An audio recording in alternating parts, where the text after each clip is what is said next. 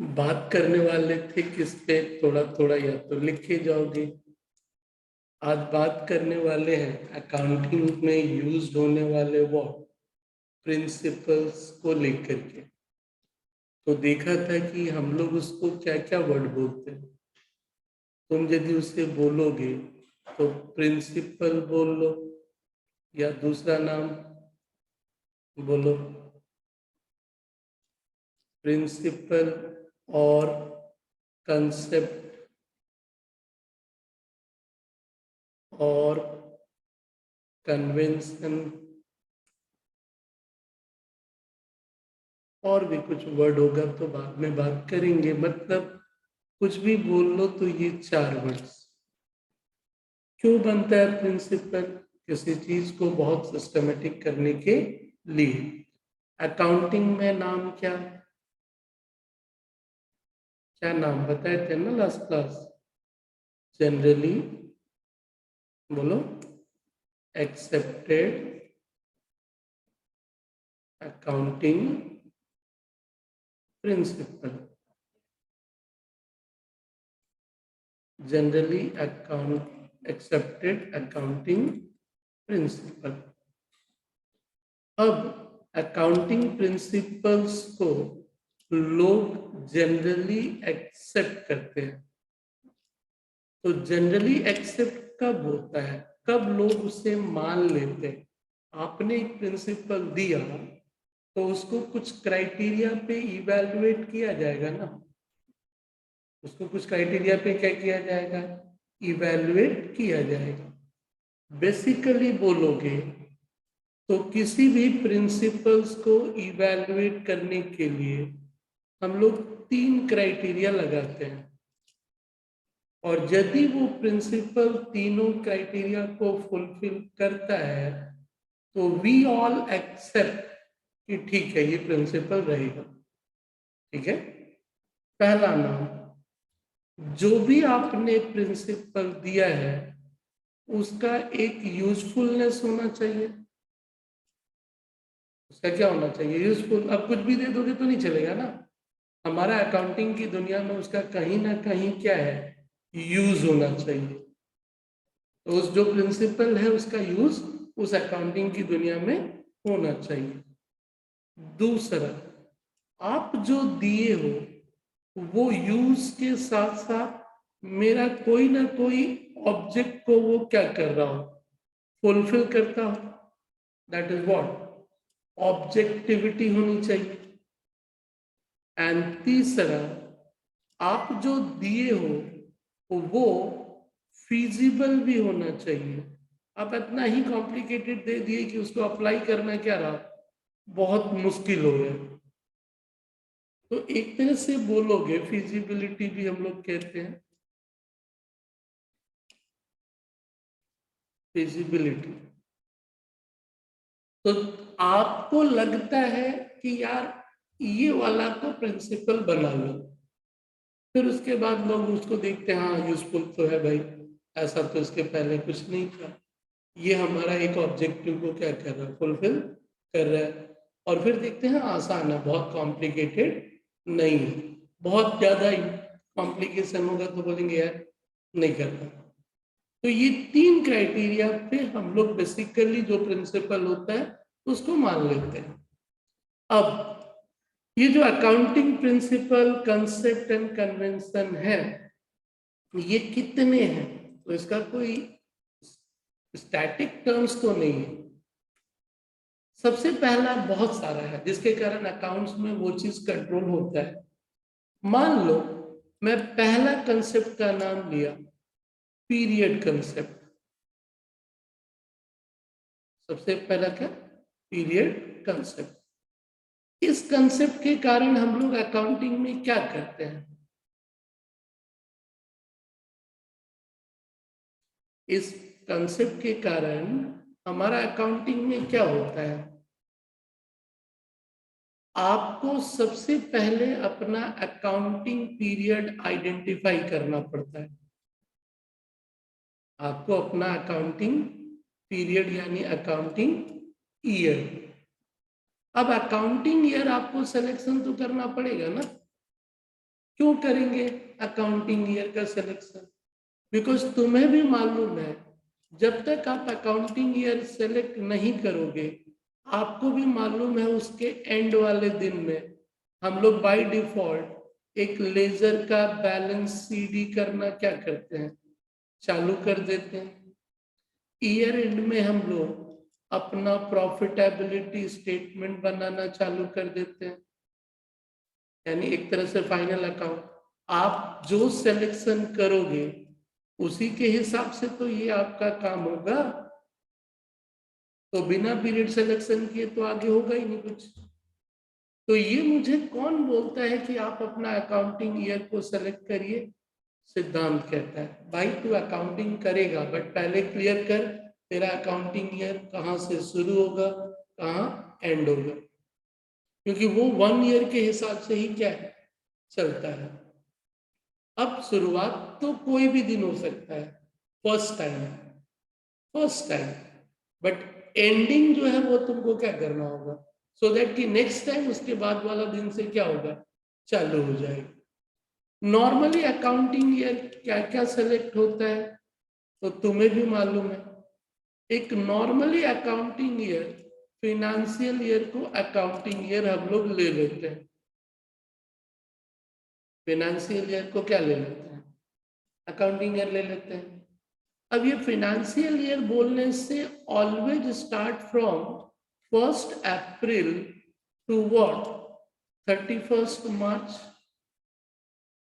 और ये कुछ केसेस में कंपल्सरी भी कर दिया गया है। कौन कौन से केसेस में ये कंपल्सरी है ये आपको भी मालूम है। It is compulsory for whom, बोलो। कंपल्सरी फॉर कंपनी एक्ट में कंपनियों के लिए। एक कंपनी आप बनाओगे तो आप अपनी मर्जी से कोई भी अकाउंटिंग ईयर ले नहीं सकते हो। And also to whom, LLP। यानी यहां तुमको अप्रैल से मार्च ही क्या करना होगा।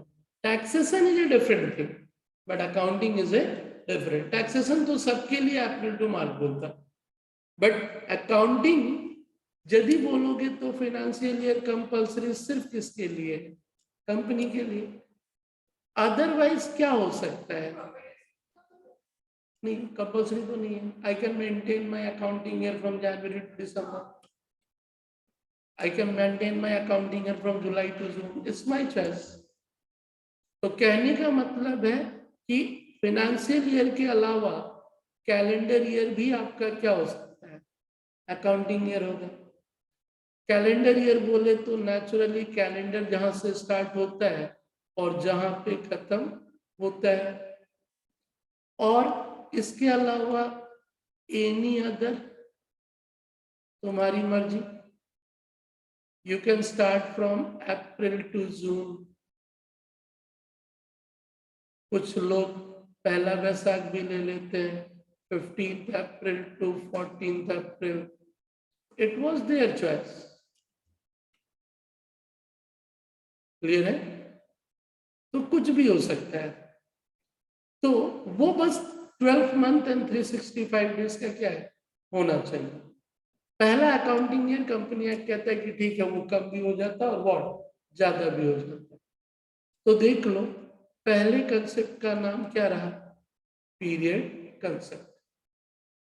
यानी पीरियड कंसेप्ट कभी तुमसे एक क्वेश्चन पूछेगा कि यह अकाउंटिंग ईयर कौन से कंसेप्ट के कारण लेता पड़ता है, that is because of what, selection this. थोड़ा थोड़ा लिखना चालू करो, लिखना चालू करो ना, लिखे जाए, बोलो।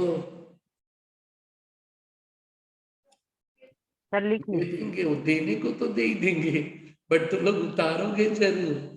चलो नेक्स्ट है पीरियड कंसेप्ट के बाद अब बहुत सारा, कौन पहले कौन बाद में, उसका कोई लॉजिक नहीं है।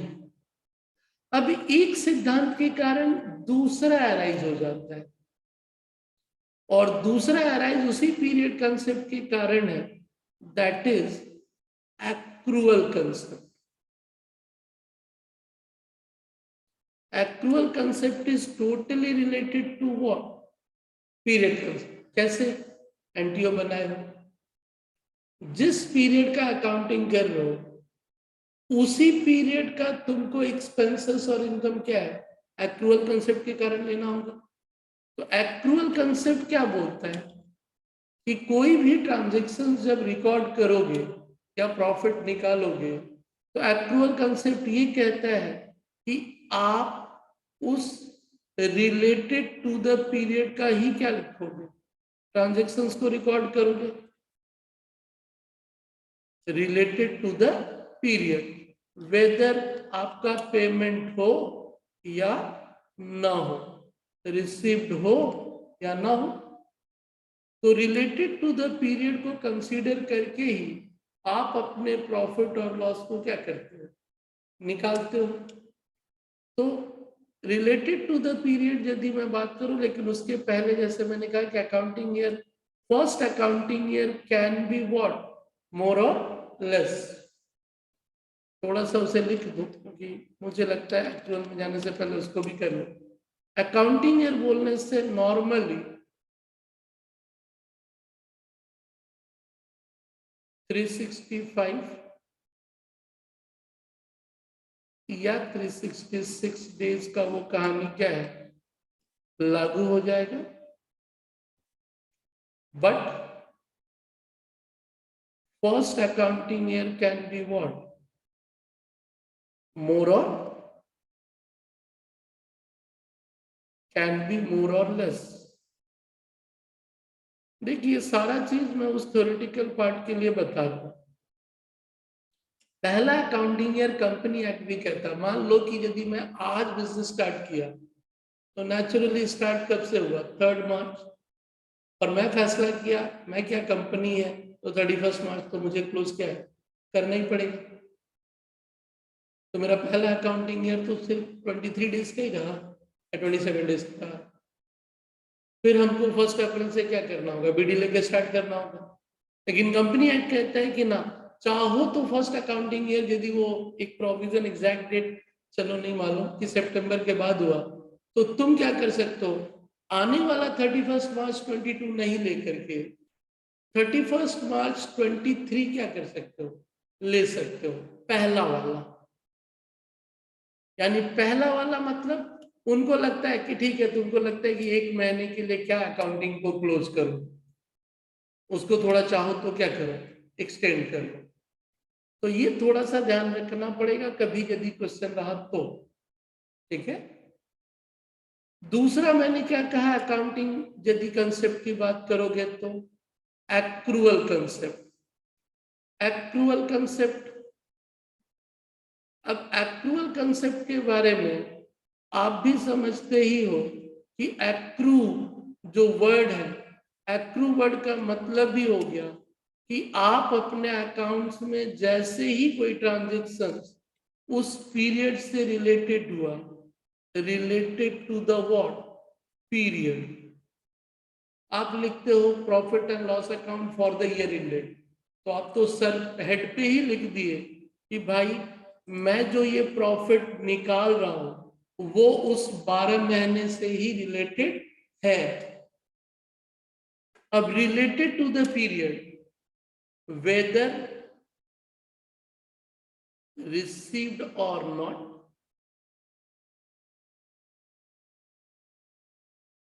या पेड और नॉट। बीच बीच में स्टॉप करके जब लिखना हो तो लिख लेना, बिकॉज एक बार में इरिटेशन तो होता ही है। तो वेदर रिसीव्ड और नॉट या व्हाट, पेड और नॉट। अब यदि रिसीव्ड यानी बात करोगे पैसा मिले या ना मिले, इनको कंसीडर करके ही नॉर्मली हम लोग अपना प्रॉफिट डिटरमाइन करते हैं। नॉर्मली हम लोग क्या करते हैं, इसी को कंसीडर करके अपना प्रॉफिट डिटरमाइन करते हैं। तो प्रॉफिट जो डिटर्मिनेशन है, प्रॉफिट डिटर्मिनेशन जो है वो करते वक्त एक्रूअल कंसेप्ट के कारण देखो क्या क्या फर्क पड़ता है। एक, क्रेडिट सेल या क्रेडिट परचेज को हम लोग अपने ट्रेडिंग एंड पीएल में ले लेते हैं। क्यों? क्योंकि वो उस पीरियड से क्या था, रिलेटेड था। इसके अलावा दूसरा अफेक्ट आउटस्टैंडिंग प्रीपेड को एडलेस करने के पीछे लॉजिक क्या? कौन सिद्धांत बोलता है भाई आउटस्टैंडिंग और प्रीपेड को एडलेस कर?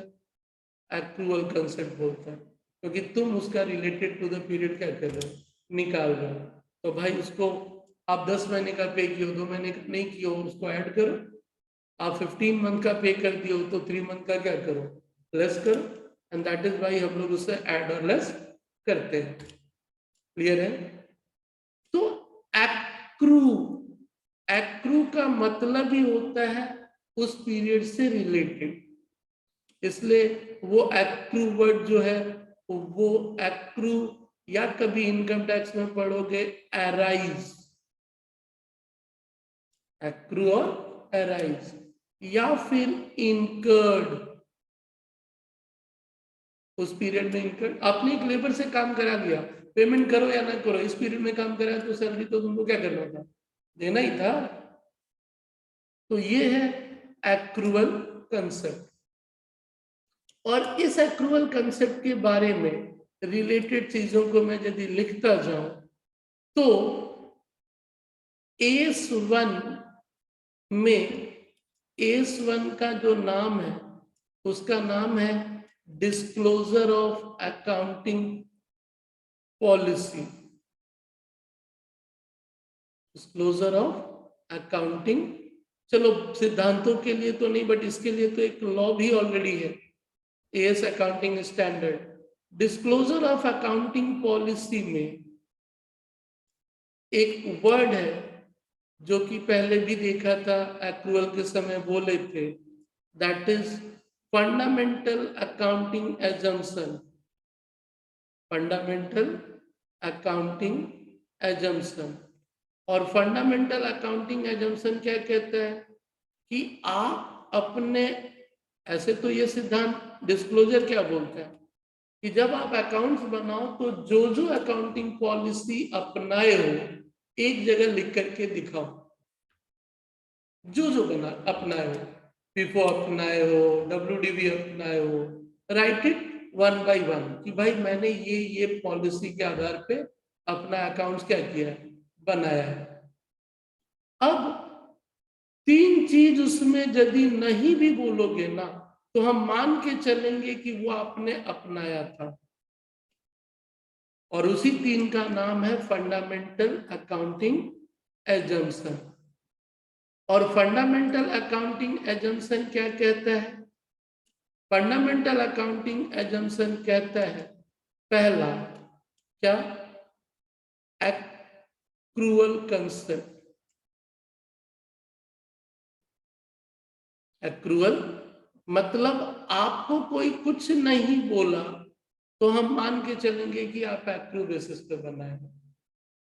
इसी पे आगे पढ़ेंगे, मैं एक तरह से बोलोगे तो गोइंग कंसर्न कंसेप्ट डिस्कस करेंगे थोड़ी देर बाद।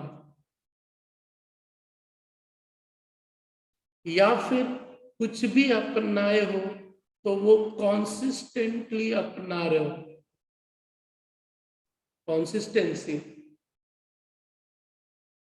तो ये 3 चीजें हैं, यदि आपने डिस्क्लोज नहीं भी किया ना तो वी एज्यूम कि you have followed this, you have followed this. और यदि आपने फॉलो नहीं किया तो यू शुड डिस्क्लोज कि I have not followed this. तो ये था एक्रूअल कंसेप्ट, पीरियड कंसेप्ट से ही कनेक्टेड हो गया। तो एक एक करके सिद्धांत की बात कर रहे थे उस थ्योरेटिकल पॉइंट ऑफ व्यू से।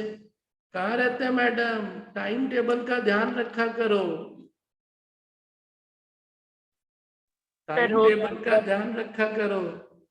नहीं सर हो गया, अब नहीं होगा, अब रेगुलर रहेगा, बस थोड़ा सा तुम प्रॉब्लम। लोग, हम पहले भी वार्निंग दे दिया, हम एक एक करके यदि रुका तो मुश्किल हो जाएगा, क्योंकि बहुत सारा चीज है भाई, हमको मालूम है। बाद में ये चलो रिकॉर्डेड है, हमको बस यही गनीमत है। पहले थोड़ा इरिटेट होता था कि तुम नहीं आए हो, तो फिर तुमको समझ में नहीं आएगा। हाँ, आजकल मैं स्कूल में इसलिए बैठा रहता हूँ, ठीक है, आप बोलोगे नहीं हुआ तो मैं बोलूंगा एक काम करो, रिकॉर्डेड है देख लो। ये मेरा सुकून आज की तारीख में सिर्फ यही है, नहीं तो पहले बहुत इरिटेशन होता था। तुम भी जानते हो, दोबारा बोलने का एनर्जी ही नहीं आएगा, दोबारा बोलने का मेरे को एनर्जी नहीं आएगा, जो फर्स्ट टाइम बोलने में एनर्जी आता है। नेक्स्ट टाइम आप बोलोगे तो ऐसा पढ़ाऊंगा कि तुमको लगे क्या बकवास का पढ़ा दिए, ऐसे ही। वो नेचुरल सा पार्ट है, वो बाई डिफॉल्ट साइकोलॉजी है, उसमें हर एक इंसान के साथ। अब दूसरा मैच होगा फिर एनर्जी आ जाएगा, दूसरा चेहरा होगा, अनजान चेहरा होगा, तो फिर से वो एनर्जी क्या होगा, बट सेम चेहरा में वो एनर्जी आता ही नहीं है। ये साइकोलॉजी है। एनीवे, तो दूसरा पार्ट था, जैसे मैंने कहा कि एक्रूअल कंसेप्ट। तुमसे कभी वही सारे क्वेश्चन होंगे कि ये कौन से कंसेप्ट के कारण हम लोग ऐसा करते हैं। साथ ही साथ बहुत छोटी छोटी चीजें होंगी कि ये फंडामेंटल में क्या क्या आता है, कौन नहीं आता है। चलिए नेक्स्ट पार्ट यदि मैं चलूं, एक एक करके सिद्धांतों का नाम ले रहा था। तीसरा सिद्धांत, तीसरा सिद्धांत सेपरेट एंटिटी कंसेप्ट। सेपरेट, अब ऐसे तो कभी कभी पहला भी बोल देते हम लोग, सेपरेट एंटिटी कंसेप्ट। थ्योरेटिकली जिंदगी में बहुत बार पढ़ा होगा, या सिर्फ एंटिटी कंसेप्ट का मतलब भी क्या है, सेपरेट ही है। इस कंसेप्ट का बेसिक मतलब, इस कंसेप्ट का बेसिक मतलब ये है कि owner and business are separate. Owner and business are what, separate, दोनों अलग हैं। आप अकाउंटिंग जो करते हो वो बिजनेस का करते हो, ओनर का नहीं। आप अकाउंटिंग किसका करते हो, बिजनेस का कर रहे हो। प्रॉफिट किसका निकाल रहे हो, बिजनेस का निकाल रहे हो, ओनर से कोई लेना देना नहीं है। इसी के कारण बिजनेस क्या करता है कि ओनर के नाम को अलग से दिखाता है, बोलता भाई हम आपका हिसाब अलग रखा है कि how much amount is your in business. Even if यदि ओनर निकाला तो उसका हिसाब भी अलग रहता है। तो ये दोनों अकाउंट को मेंटेन करने के पीछे, कभी बोलते हैं यार अपना ही तो है काहे लिख रहा है, बोला ना भाई बिजनेस अलग है, तू अलग है। And that is why these two accounts are what. Owner का यदि कोई पर्सनल है तो बोलता देखिए बिजनेस का तो है नहीं, तो बिजनेस में क्यों लिखेगा एक्सपेंसिव, ये तो सेपरेटली तेरा ड्राइंग के नाम पे जाएगा, ये बिजनेस के एक्सपेंसेस में नहीं जाएगा। And that is why capital, drawing या पर्सनल एक्सपेंसेस जो कुछ भी है वो सब यदि बोलोगे तो दिखाने के पीछे कौन सिद्धांत गाइड कर रहा था, तो वो सिद्धांत गाइड कर रहा था व्हाट, सेपरेट एंटिटी। मतलब पहले ही बोला कि कुछ प्रिंसिपल बनाए गए हैं, लिखने के पहले वो चीज क्लियर बोल दिया गया कि देखिए इन सिद्धांतों पे तू अकाउंट्स बनाएगा। यदि दिखा कि ये ओनर का पर्सनल है, बोला उसका ड्राइंग में डाल दे, बिजनेस का खर्चा में नहीं जाएगा। तो ये सब सिद्धांतों का ही लेखा जोखा है। इसीलिए अकाउंटिंग शुरुआत में आप जो सीखे, बट जैसे ही हायर बढ़ते हो कुछ नया मिलता है और तुम्हें अकाउंटिंग करना होता है, तो तुम उसे प्रिंसिपल पे इवेलुएट करते हो। कहीं रुक जाओगे कि वो कुछ नया क्यों किया भाई, ये क्या होना चाहिए, तो फिर आप उसको प्रिंसिपल पे इवेलुएट करना चालू करते हो कि ना भाई इस सिद्धांत के हिसाब से तो ये होना चाहिए। फिर कौन क्या बोला डज नॉट मैटर, क्योंकि वो फर्स्ट टाइम अराइज हुआ, तो देखते हैं हम लोग की प्रिंसिपल क्या बोला उसको लेकर। This is called what, separate entity concept. हिसाब से पहला बन जाता है, ये हिसाब से क्या होता है, पहले ही बन जाता है, क्योंकि बिजनेस चालू करना मतलब ही अकेला। Next, fourth one, going concerns concept. Going concerns concept. अब ये सिद्धांत क्या कहता है भाई? ये सिद्धांत ये कहता है गोइंग, चलता रहेगा, आपका बिजनेस चलता रहेगा। मतलब life is not fixed for a business, life is not fixed for a business. हम बिजनेस चालू करते वक्त क्या ये डिसाइड करते हैं कि धंधे को 5 साल बाद बंद करेंगे? ना, आप अपने उस बिजनेस के लाइफ को डिसाइड ही नहीं करते हो, और इसके कारण आपके अकाउंट में बहुत सारी चीजें जुड़ जाती हैं, क्योंकि आपने अपने अकाउंटिंग बिजनेस के लाइफ को डिसाइड नहीं किया है। फॉरएवर, हाँ किसी कारण बस बंद हो गया, that is a different thing. यानी यहां जो है वो क्या है, फॉरएवर है। अब इसके कारण क्या क्या होता है अकाउंट में, और कहाँ ये चीज नहीं मिला तो फिर वहां कुछ रूल अलग कर लेते हैं। गोइंग कंसर्न्स कंसेप्ट, जो कि अभी हम लोगों ने फंडामेंटल अकाउंटिंग एजम्पशन में भी देखा, AS1 में, डिस्क्लोजर ऑफ अकाउंटिंग पॉलिसी में, ये भी तो एक तरह का क्या है, फंडामेंटल अकाउंटिंग एजम्पशन है ना, क्योंकि हम ये मान के चलते हैं कि आपका बिजनेस क्या होगा, फॉरएवर चलता रहेगा, आपका बिजनेस फॉरएवर चलता रहेगा।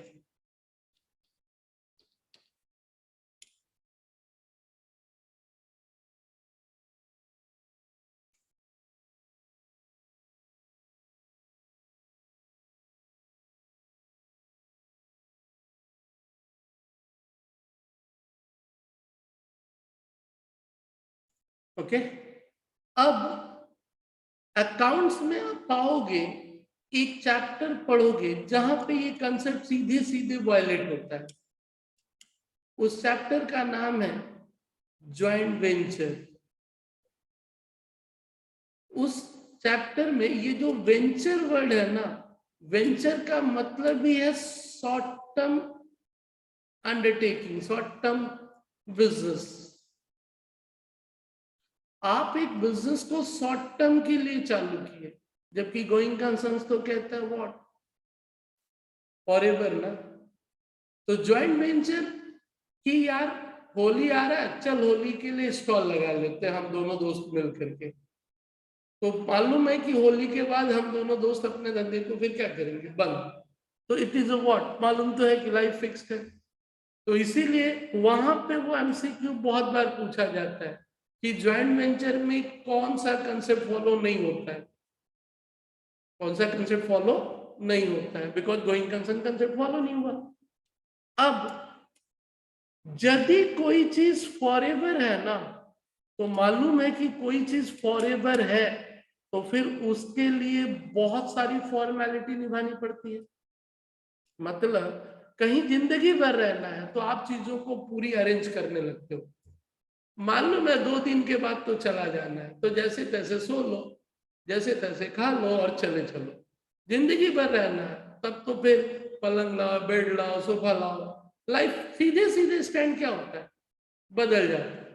मालूम है थोड़ा दिन का अकाउंटिंग है, काहे ज्यादा फॉर्मेलिटी करना यार, जैसे तैसे करके हिसाब किताब क्या करें, बराबर कर। कैपिटल रेवेन्यू का बहुत सारा सिद्धांत तोड़ देते हैं हम लोग। एक मशीन खरीदा, गोइंग कंसर्न्स में उसे एसेट्स का दर्जा दे देता है, और जब एक जॉइंट वेंचर खरीदा उसको एक्सपेंसेस मान लेता है। उसको क्या करता है, एक्सपेंसेस मान लेता हम लोग। कि एक प्रोमोटिंग का बिजनेस, दो एक साइट मिला, हम दोनों राजी हो गए, चल यार इस प्लॉट पे प्रमोटिंग कर लेते हैं। अब उसके लिए कुछ थोड़ा सा मशीनरी खरीदा, बोला यार एसेट वैसेट छोड़, 6 महीने के बाद तो धंधा ही बंद होगा, चल इसको ले, बाद में जो कबाड़ी के दाम पे बिकेगा बिकेगा, नहीं तो इसका एसेट्स डेप्रिसिएशन ये सब फॉर्मेलिटी करने का कोई जरूरत नहीं है। यानी पूरा का पूरा स्टैंड ही क्या होता है, बदल जाता है। यही वो कंसेप्ट क्या करता है, फॉलो करता है।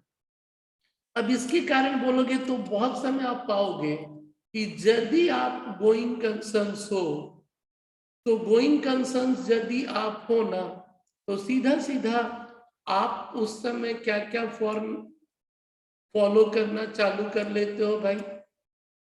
हिस्टोरिकल कॉस्ट, आप अपने अकाउंट्स को किस पे लिखने लगते हो, हिस्टोरिकल कॉस्ट पे। नहीं तो आप, हम लोग कहते हैं कि यदि ज्वाइंट वेंचर है तो बोलते हैं यार हिस्टोरिकल कॉस्ट छोड़, जो रियलाइजेबल वैल्यू है उसी को रिकॉर्ड कर। कौन सा वैल्यू रिकॉर्ड कर, जो रियलाइजेबल वैल्यू है उसको रिकॉर्ड कर ले। मतलब 5,000 मिलेगा और मालूम ही है कि 2 महीने के बाद तो हम लोग उसको क्या करने वाला, 5,000 मिलेगा, तो हिस्टोरिकल कॉस्ट आपका हो जाता है, जबकि ज्वाइंट वेंचर में क्या हो गया, रियलाइजेबल वैल्यू रिकॉर्ड हो जाता है। अकाउंटिंग फॉर्मेलिटी यहां ज्यादा हो जाती है, अकाउंटिंग फॉर्मेलिटी यहाँ क्या है, ज्यादा हो गया। कैपिटल, रेवेन्यू, ये सब का ख्याल हम लोग क्या करते हैं, बहुत ज्यादा रखने लगते हैं, ये सब का ख्याल हम बहुत ज्यादा रखने लगते हैं। यहाँ मिनिमम अकाउंट में अपना हिसाब किताब खत्म करो, minimum account and what, formality में, मिनिमम फॉर्मेलिटी में अपने हिसाब किताब को क्या करो, खत्म करो। ये कौन बोल रहा है, गोइंग कंसर्न्स कंसेप्ट कहता है। क्लियर है। अब ये सब तो चल रहा ही रहा, आगे थोड़ा और बढ़ते हैं। चौथा, जो कि dual aspect concept, dual aspect concept. ये सिद्धांत क्या कहता है भाई, ये सिद्धांत कहता है कि एवरी ट्रांजैक्शंस का दो एस्पेक्ट में इफेक्ट पड़ता है। Every transaction affect what, to aspect, to aspect. और जहां वो दो एस्पेक्ट आया, वो फिर आइडेंटिफाई करके बोलता है भाई एक को डेबिट कर और दूसरे को क्रेडिट कर। यानी डेबिट क्रेडिट का मेन बेस क्या है, सिंगल एंट्री में तो हम लोग नहीं करते। तो सिद्धांत लिखने वाला बोला देख भाई, ये डेबिट क्रेडिट के पीछे मेन लॉजिक ही क्या है, ड्यूअल एस्पेक्ट, ड्यूअल एस्पेक्ट। यानी debit credit because of which dual, क्योंकि वो लोग बोले देख दो पहलुओं पे रखेगा तो वो ट्रायल बैलेंस का डिफरेंस ये वो फिर अराइज नहीं होगा। तो ये सिद्धांत ड्यूअल एस्पेक्ट है। फिर क्या है भाई, ड्यूअल एस्पेक्ट की इसी कड़ी में चला accounting equation, accounting equation concept. अब अकाउंटिंग इक्वेशन कंसेप्ट क्या कहता है भाई, अकाउंटिंग इक्वेशन कंसेप्ट उस ड्यूअल एस्पेक्ट से ही उधार लिया गया है। वो कहता है देख भाई, एक इक्वेशन बना ले जिंदगी में, debit equal to credit, debit equal to credit. और डेबिट इक्वल टू क्रेडिट में दो तरह का इक्वेशन बनता है। एक यदि लार्जर वाला पार्ट में देखे ना, तो लार्जर वाला पार्ट में आता है कि एसेट्स का डेबिट बैलेंस एक्सपेंसेस का डेबिट बैलेंस,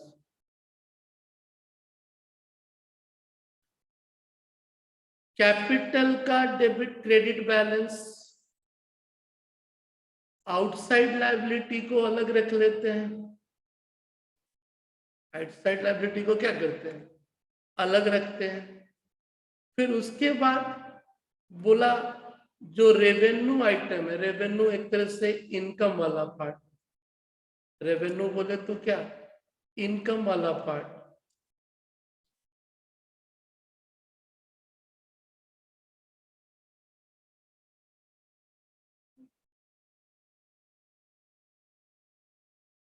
अब इसको रिसफल करता हूं, जब इसको रिसफल करता हूं तो फिर 3 4 5 6 होगा, ठीक है।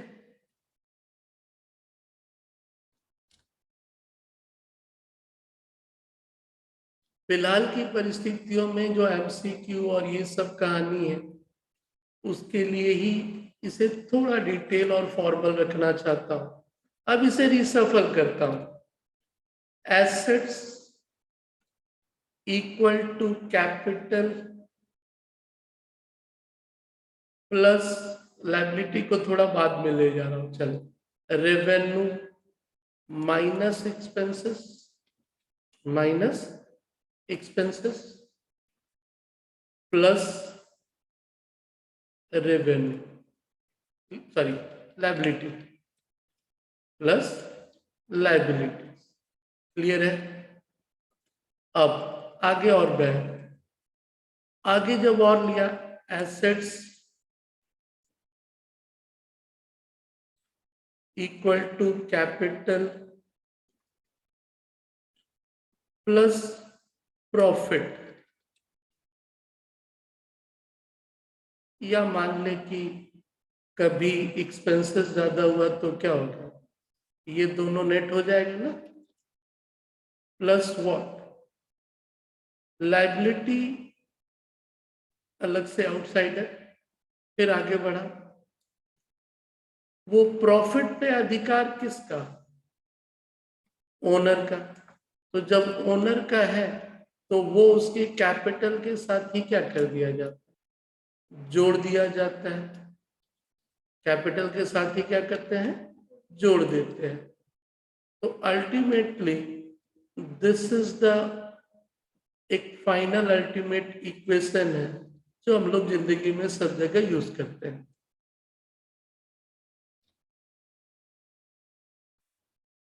क्लियर।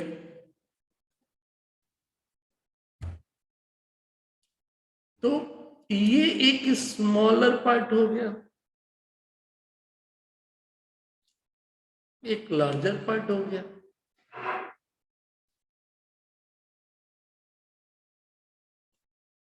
तो this is accounting equation concept. कुछ चीजें इंटर रिलेटेड थी, ड्यूअल में आपने कहा डेबिट क्रेडिट, तो फिर दो आपने कहा डेबिट इक्वल टू क्रेडिट, फिर उसी को लेते हुए आगे बढ़ गया। तो एक एक करके हम लोग उन सिद्धांतों को लिख रहे थे, जिसको सुनते हैं अभी और है।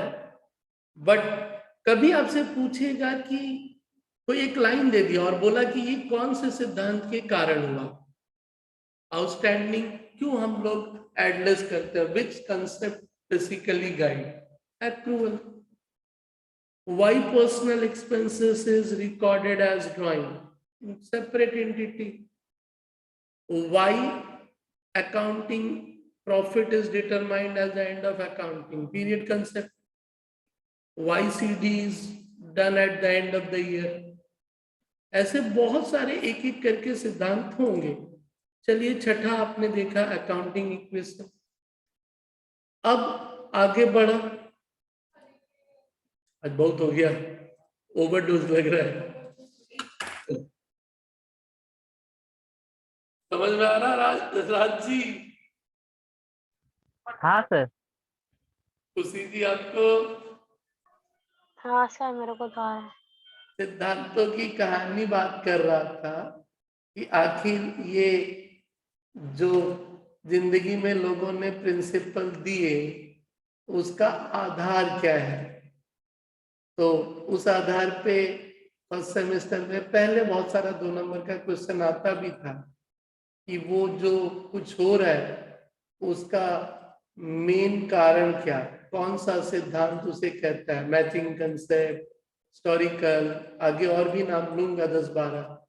और जिंदगी में कभी भी उनको चीजों को उठा करके देख लेना, उससे ज्यादा कुछ वो नहीं है, उससे ज्यादा ही नहीं है। चलो फिर। सर ये मैच सर ये मैचिंग वैचिंग अब बहुत पढ़ा दिया अब तो। मैचिंग मैचिंग मैचिंग कंसेप्ट ये मतलब ये आपका अक्रूवल ये सब बहुत बार पढ़ लिया। बहुत क्या है, बहुत बार? पढ़ लिए ये चीज। अच्छा, बहुत बार पढ़ ली है। तो कहाँ आप ठीक है, फर्स्ट सुबह सेमेस्टर सुबह से कहाँ वो गए बात थे भाई, कॉलेज सर जाइए वो क्या?